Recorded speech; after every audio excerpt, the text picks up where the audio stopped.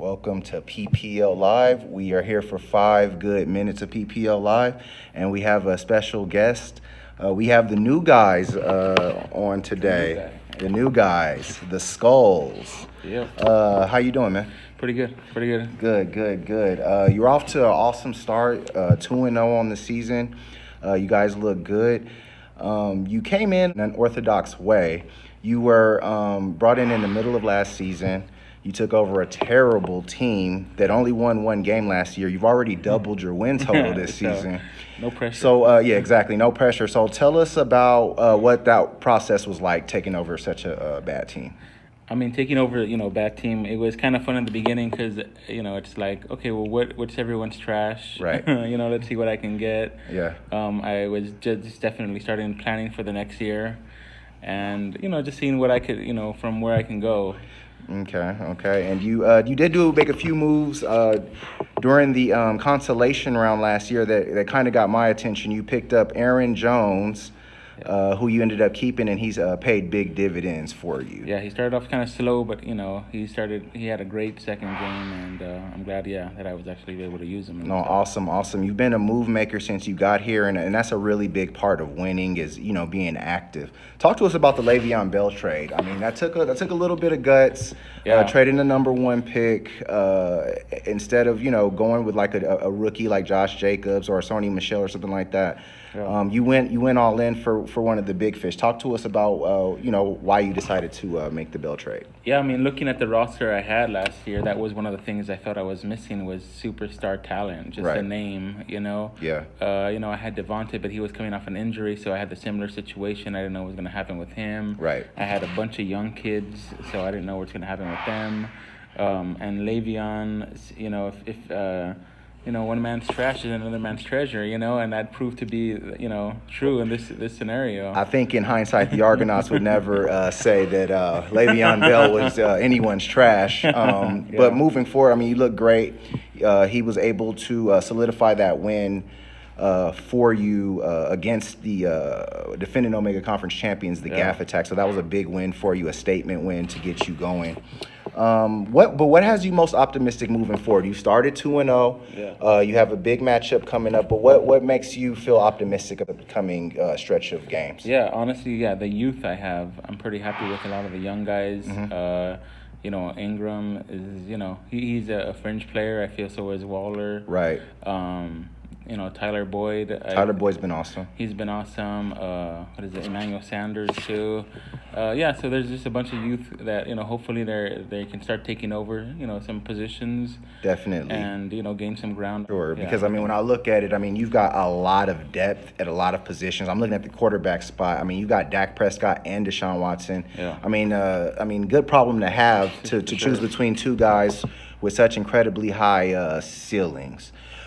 Speaking of high ceilings, you're playing one of the highest scoring team in the league right now, the United Players, the Destroyers. They really flexed muscle behind their triumvirate of New England players. What are your thoughts on them in this upcoming matchup?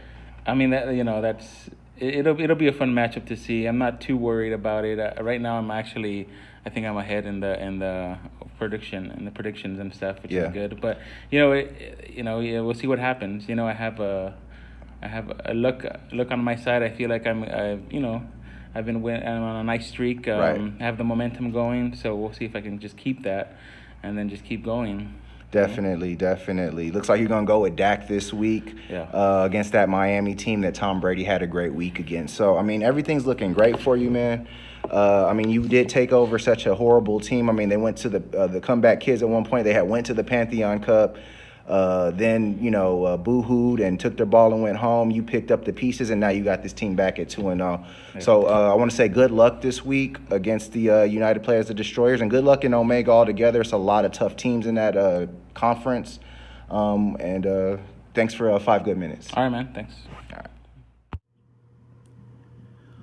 And that was 5 good minutes with the Skulls, the new guys in the PPL making a big-time splash. Segueing us into our prestige matchup of the week, we have the United Players, the Destroyers, taking on the Skulls. All right, Ulysses, we got 2-0, the Skulls, against the league-leading scoring team in United Players, the Destroyers. What did you see from last week, and what do you got coming up this week?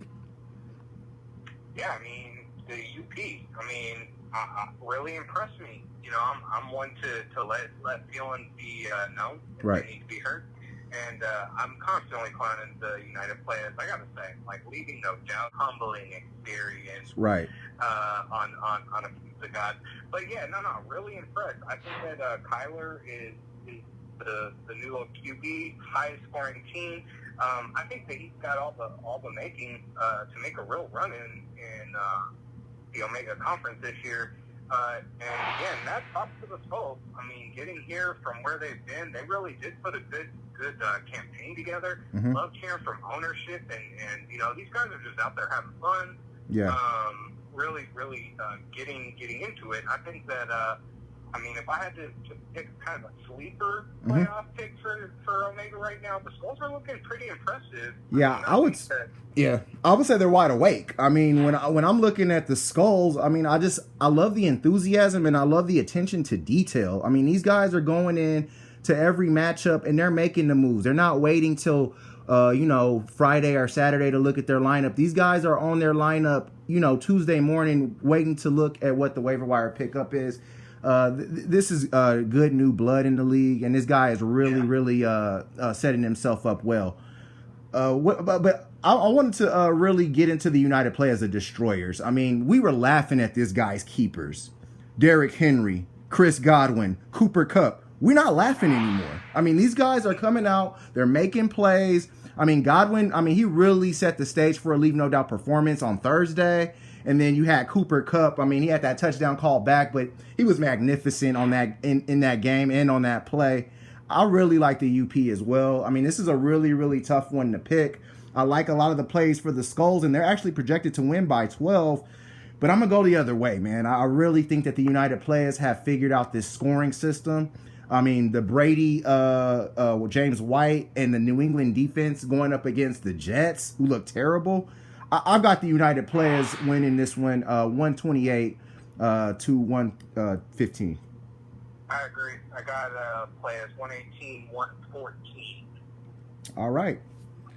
Moving on to our next matchup in the PPL, we have the Argonauts taking on Only for the Boss.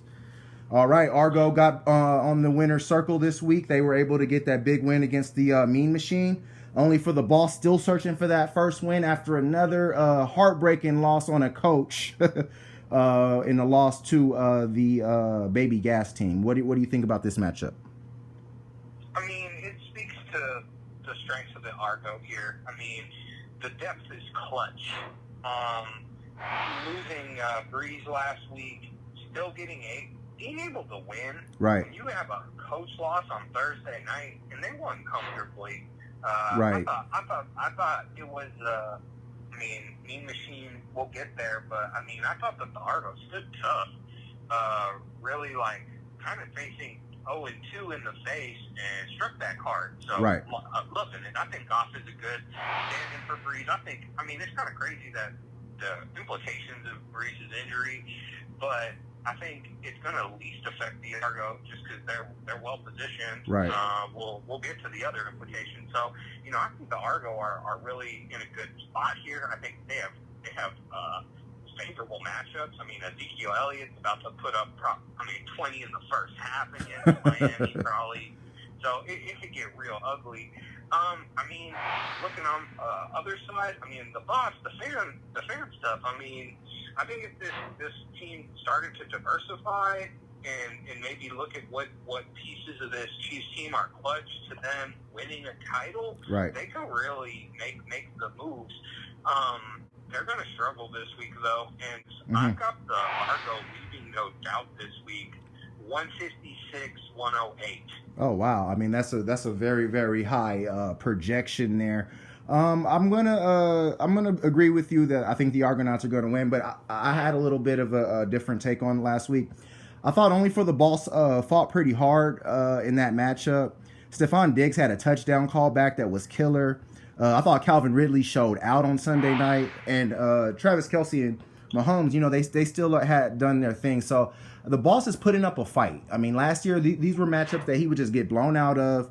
This year, he's just barely missing it. But he's got to pay attention to detail. You don't play the Saints against the Rams on the road. I mean, he could have got an easier coach win. If he's able to kind of focus his attention, he may be able to, steal one this week. Get to the real nitty-gritty of what kind of got them this matchup. The quarterback decision. If they start Drew, I believe they still would have won because they did win comfortably. But them going with Goff instead of Breeze was essential, because if they would have got a negative 0.5, I believe, or something, had they kept Breeze in the lineup. So the Jared Goff call was pretty clutch, like you said. Great decision making. But, I mean, in the end, I'm with you. You go down the line of guys. I mean, Goff, Elliott, Chubb. Chubb looked great on Monday night. Adams, Jones, Kittle. I got the Argonauts also winning this one. I don't know if they're going to put up 150, but I got the Argonauts winning this matchup 134 to 119. Moving on to our next matchup, we have our interconference matchup of the week. We have the Omega Conference champions, the Gaff Attack, taking on the Alpha representatives, the Baby Gas team. All right, Ulysses, Gaff's had some trouble scoring to start the season. What's going on? I don't know. Where were they? Right. I mean, this is a team that has the real potential. I mean, we saw it last season. I mean, this is a similar look team. Right. I just don't know necessarily where it is.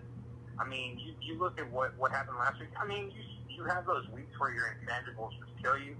D, coach, kicker all perform poorly. But I think really the bigger implications here is Big Ben and now Foles is down. I think that those injuries are having an impact on the Gap upside here. I see. Juju is, I don't know if he's going to get the same attention. Right. And I think Fournette, too. I mean, like, they put a lot of eggs in that Nick Foles basket out there. And the next guy up, I'm not sure. And so I think that I'm still not sure on this team. I think that this is a big game for both of these. I mean, really not a game that either team can really afford to lose early on in the season. Right. I look at the Baby Gas team. I still think that they should go Matt Ryan. Right. I called that last week. We talked about it ad nauseum last week. Yeah, I know. I went on and on. And then Trey Burton. I mean, I'd be skeptical to start any Chicago Bear right now, to be honest. Right. And then, I mean, but beating the Boss last week was huge, because I still think that this team is probably overperforming without Gordon in the lineup exactly. Yeah. But I love his backs too. I mean, yeah, you mentioned it earlier, but I think they have one of the better backfields. I think that they just need to get straight on quarterback, and then, I mean, I think that they have all the pieces there, but I don't know. This week, I think that if Cam stays in the lineup, I don't think they're going to win. Yeah. So I've got, in the current look, I've got the Gap winning 115-95, but I mean, I'm not really sold on either of these teams right now. Okay. No, and I kind of agree with you, but I will say this. Both of these teams, even at this moment, are sleeping giants in the PPL. I mean, the Gaff's roster and the Baby Gas team rosters are pretty solid rosters to be envied, particularly on the Baby Gas team side. I'm looking at Dalvin Cook, and I'm seeing a guy that could be the top running back in the league this year. He's taken over some of that Todd Gurley flair of this guy's going to get you either an 80-yard touchdown run, or he's going to get his work in the passing and the running game. Dalvin Cook has been awesome these first 2 weeks, and I do believe he's taken over that top RB mantle. I went on and on about Mark Ingram, obviously, last week. He's a hard runner, and the Kansas City Chiefs give up the most yards per carry, since the start of last season. So he should have a pretty big game there. I'm with you on the quarterback situation. They've got to do better. And I would say get Larry Fitzgerald in the lineup. When Kyler Murray's a little flustered, he's going there. And the Baby Gas team could be reaping those benefits. So he's just got to wake up, really start making moves, and he could probably threaten in the Alpha Conference, I honestly believe. Now, on the Gaff side, I don't want to say old and slow. I really don't. But I'm looking at Todd Gurley, and he looks great in the second half of games because they can't run him the way they want to in the first half of games. It's been a big talk out in Los Angeles that he has arthritic knees, and you're starting to see a load management take place, and it's really affecting the Gaff's potential because Gurley was a guy that could get him, 20 plus by halftime. Now, he's sitting at 5 or 6 by halftime, and then Gurley's going to get him, maybe 9 more. That's just not what the Gaffs come to expect from this guy. So, that's a tough situation to deal with there. Leonard Fournette is a killer also, but I do see that they're going with Marlon Mack in the lineup. I honestly don't understand why that hasn't been kind of done a little sooner. Mack really, he's young, and he's the focal point of that entire offense without Andrew Luck. They want to run the football, and Marlon Mack is the guy. I think he leads the league in carries this year. So, I mean, the Gaff has a lot of talent here. He still has Brandon Cooks. He still has, I like Tyrell Williams also. But, DeAndre Hopkins is the best on this team, and he's the only guy that I think that is in his lineup that, there hasn't been any regression. But I'm going to agree with you here. I think the Gaff is just too good to lose to the Baby Gas team. The Baby Gas team lacks attention to detail that the Gaff provides. So I'm going to go Gaff here. I got Gaff winning this one 110 to 108. I think it's going to be very close, very low scoring, but I think the Gaff squeaks it out. And moving on to our final two matchups, this has been kind of a rivalry week. So we're going to go into the Alpha Conference for this one. We have the Mean Machine taking on undefeated first place in the Alpha Conference, Squad Underestimated. A lot of fireworks in this matchup. Obviously, this is a rematch of a Final Four showdown between these two teams. This one's really big, I think, for both teams. I think this is huge for Squad and for Mean Machine. What you got here, Ulysses?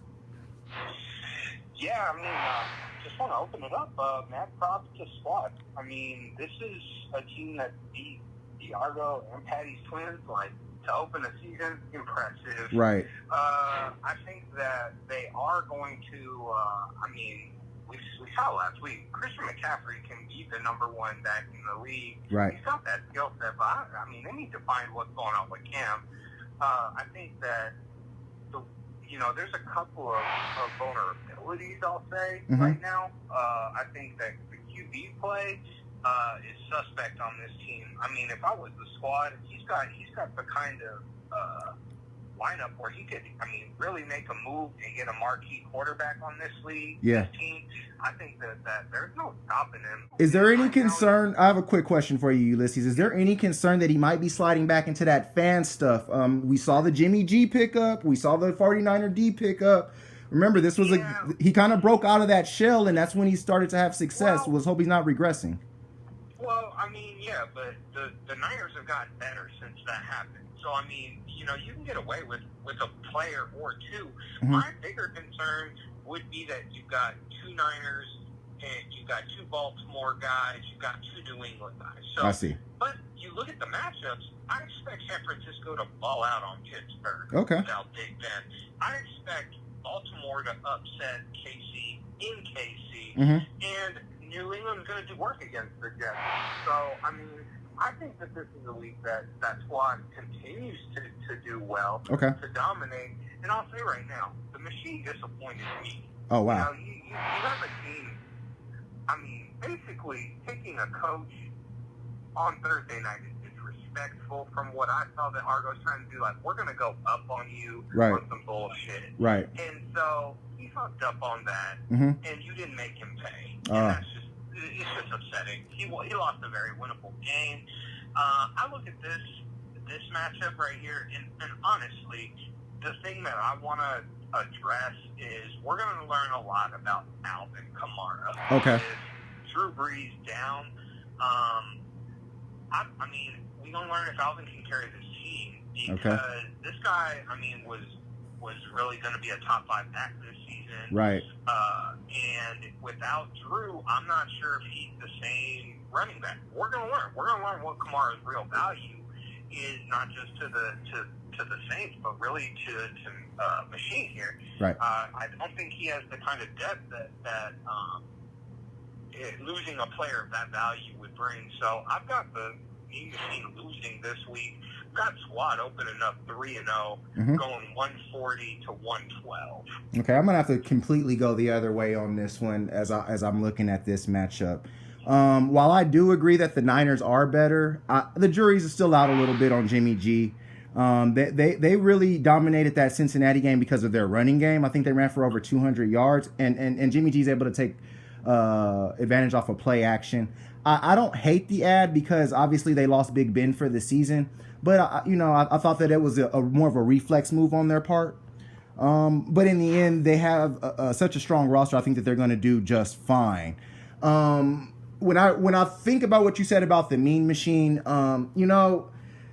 they were playing the Argonauts, so it's not like they blew this game against a team that you really expected them to beat. That was a 50-50 matchup for them. They were projected to lose. So I can't say disappointment is the word. What I would say is that it was a little surprising, but when you get the Drew Brees injury in the middle of that matchup, that really affected the Mean Machine more than the Argonauts, because the Argonauts, they went the other way with Jared Goff, and the Mean Machine obviously had Alvin Kamara and Michael Thomas affected by that injury. So they were just really in a tough situation. And I think that they bounce back this week. Now, I hope they don't get too cute. I see that they got McLaren in on Monday night, the Redskin wide receiver against Chicago. But I still think that they have the juice. I think Squad Underestimated has to prove themselves. This is a matchup that they've got to show, hey, we are for real this year. We are the best team in the Alpha Conference. And I don't think they're going to do it. I think the Mean Machine is going to make this Alpha Conference a dogfight, and they're gonna get back in the thick of it. I got the Mean Machine winning this matchup 121 to 114. I don't know if the Squad can keep up. I think that Mean Machine will come back and flex muscle. I think Kamara and Thomas will do just fine even without Breeze in the lineup. Moving on to our final matchup 3, we have the Omega Conference rivalry game of the week. Appease the Gods taking on Patty's Twins. What you got here? Yeah, I mean, two teams that I think, well, at least one of them expected to be in a better spot. I think the Twins, knowing the Twins, expect to be undefeated in all times. Right. But that being said, Eckler, I mean, I think still is probably the best value pick of the draft through this point in the season. Surprised to see AB in, but I mean, Patriots play by a different set of rules. Right. But I mean, the loss of Squad still hurts. I know how the Twins feel about losing in general. Right. And then I know how they feel about losing to certain people. I think Squad would probably fall on some of the certain people she don't want to lose to. Right. She might hear from that. But anyway, I think that this is actually a really exciting matchup. I think you look at the rosters. You've got a lot of high point potential players who I just don't think have really scored. I don't think either of these teams have really showed what they can do this season. True. I think for Appease the Gods, though, this is a guys not producing, and really, I think that they've scored, but not to the level that they would have expected with some of the keeper picks early on. Right. And really, I think that their season is at stake. They cannot afford to go down 0-3 to 3 divisional opponents to open the season and expect to do anything. Must win for ATG. No, must win. And so with that, I think that ATG gets it done. I think that that there's enough firepower there. And, hey, if you're going to pick a guy and put the second overall pick and he's playing on Monday night to try to get it for you, then you have to go with him. So I think that Appease the Gods gets it done in a high-scoring affair. I'm going to say 133 to 121. Okay. I'm going to go the other way once again on this matchup. ATG is in a must-win situation. And you did mention starting Chicago Bears, and he's got David Montgomery right there smack dab in his lineup. So, I mean, we're going to see how that's going to work out for him. Obviously, Joe Mixon's been a big disappointment, so I can understand why they want to go with the kid. He was the second pick in the draft, and he's flashed a little bit. I mean, he did have a touchdown against Denver. And I just like the way he runs. He runs very hard, but I'm still a little skeptical about the rest of that offense. Lamar Jackson, he's in a great matchup. That game could be, one of the games of the year, kind of like that Rams Chiefs game was last year, where it's just like whoever has the ball last and scores last is going to win. I can see Lamar orchestrating a game-winning drive on the road in Arrowhead, throwing a game winner to Mark Andrews or Marquise Hollywood Brown. So I love the Lamar Jackson play, but Sammy Watkins, Mike Evans, even my boy Will Fuller, we just don't know, if they're going to even get the play that they deserve to get. So this is going to be a tough one for ATG. When I look at the Twins on their side, Austin Eckler, he lost in that game. If he doesn't fumble on that goal line run, they beat squad underestimated by 0.2 points. That was a 9-point swing because he fumbled -3, and he didn't score the touchdown, which was a -6. And that was really the difference in that matchup for Patty's Twins. So they could be sitting at 2-0 very, very easily right now. I love Keenan Allen. I love Robert Woods. And, I mean, that's kind of the reason why I like Patty's Twins in this matchup. Minnesota has Oakland. Just across the board, her matchups are a little bit better. And I think, the projections agree. I got Patty's Twins getting out of that one, getting to 2-1 in Omega. I got ATG, really having to dig themselves out of a hole. I got Patty's Twins winning 130 to appease the gods, 126. I think it's going to be very, very good, but it's going to come down to, something crazy like, maybe Montgomery not being able to pull off the comeback in the end for them. So that was about it for PPL Live. Ulysses S. Hate and GENO the Gent signing off.